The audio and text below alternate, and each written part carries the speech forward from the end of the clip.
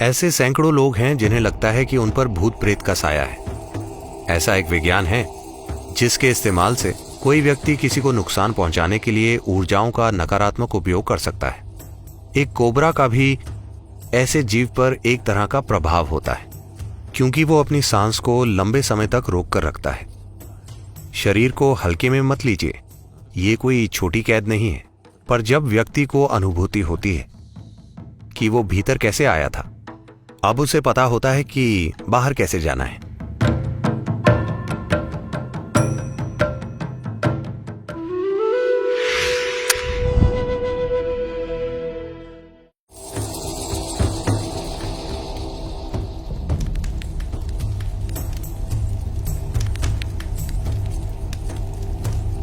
जिस जीव का शरीर छूट चुका है उसका मन समझदार नहीं होता, वो अपनी आदतों के हिसाब से चलता है।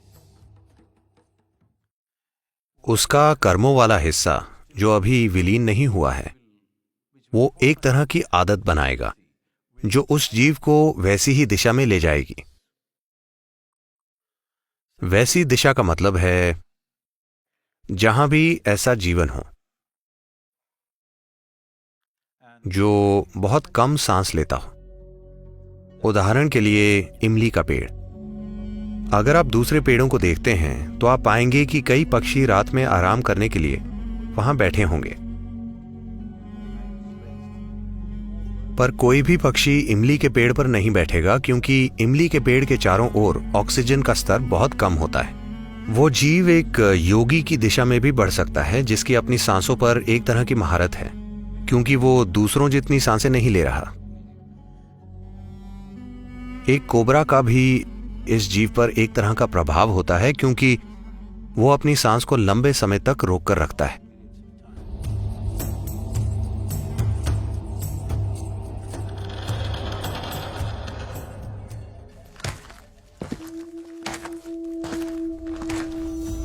ऐसे सैकड़ों लोग हैं जिन्हें लगता है कि उन पर भूतों का साया है। ऐसा एक विज्ञान है, कोई व्यक्ति किसी दूसरे को नुकसान पहुंचाने के लिए ऊर्जाओं का नकारात्मक रूप से इस्तेमाल कर सकता है। आजकल ये काफी कम हो गया है, बहुत ही कम। पर अगर आप देश के कुछ खास इलाकों में रहते हैं तो वहां ये काफी होता है। अगर आप ऐसे प्रभाव में आए हैं तो आप आकर ध्यान लिंग के दायरे में बैठिए।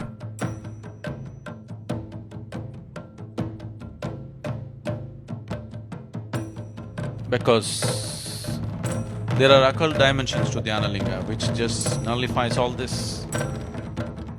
क्योंकि ध्यानलिंग में तंत्र विद्या से संबंधित आयाम हैं जो इन चीजों का असर खत्म कर देते हैं। पूर्णिमा या अमावस्या पर जब आप चीजों को अच्छे से ग्रहण कर पाते हैं, तब बस एक दिन वहां जाकर बैठिए, ऐसी चीजों का असर खत्म हो जाएगा।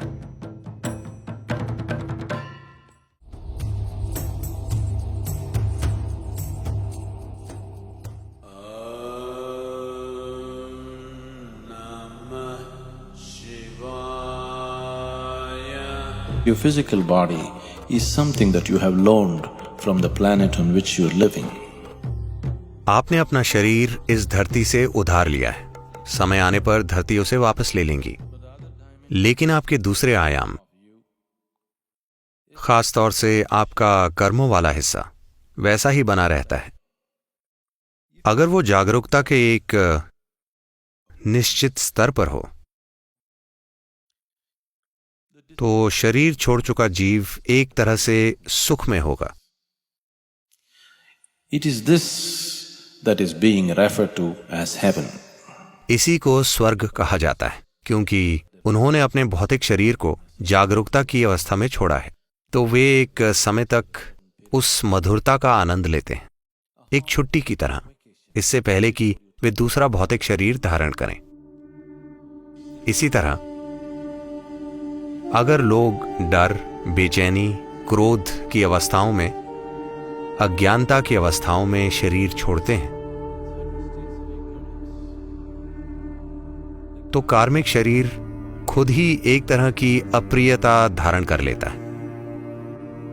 इसी परेशानी की स्थिति को हम नर्क कहते हैं।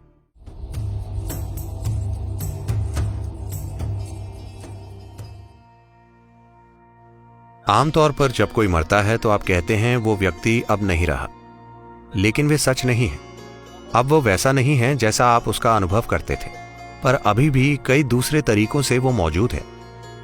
शरीर को हल्के में मत लीजिए, ये कोई छोटी कैद नहीं है। जब तक आप इसे तोड़ नहीं देते, आप इसे छोड़ नहीं सकते, है ना? पर जब व्यक्ति जान जाता है कि वो अंदर कैसे आया था, तो अब वो बाहर निकलना जान जाता है। अगर कोई व्यक्ति सचेतन रूप से शरीर को कोई भी नुकसान पहुंचाए बिना उसे छोड़ता है, जैसे आप अपने कपड़े उतारते हैं, अगर आप अपने शरीर को पूरी चेतना में छोड़ते हैं, तब हम कहते हैं कि ये महासमाधि है। जब कोई व्यक्ति इस तरह जाता है तो यही अंत है।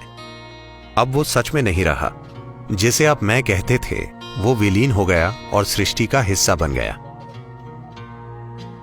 शून्य से शून्य तक की यात्रा पूरी हो गई।